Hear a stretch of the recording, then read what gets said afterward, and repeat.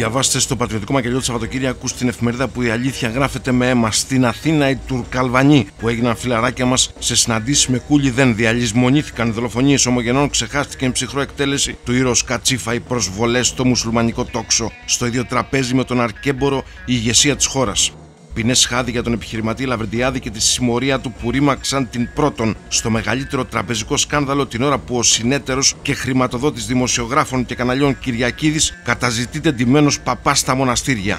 Σοκ από τον ευνίδιο θάνατο της προσωπικής αστρολόγου του Πρωθυπουργού που δεχόταν πιέσεις από τη φαμίλια για να κάνει ευίωνες προβλέψεις για το Μέγα Ναπολέοντα του Μαξίμου. Αποκαλύψεις για αυλή κολάκων με καφετζούδες, χαρτομάντισσες και αστρολόγους χειρότεροι από την αυλή της Μιμής και του Αντρέα.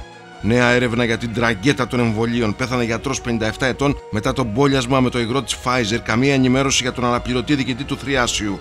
Και μπήκαμε στην άγρια δύση φυκοφολιάς των γύφτων στο Ζεφύρι. Στο σούπερ μάρκετ ναρκωτικών και όπλων, ο νόμος γίνεται κουμπότρυπε στον τοίχο από τα Καλάζνικοφ. Στο μακελιό του Σαββατοκύριακου, γιατί η αλήθεια είναι η αλήθεια του λαού.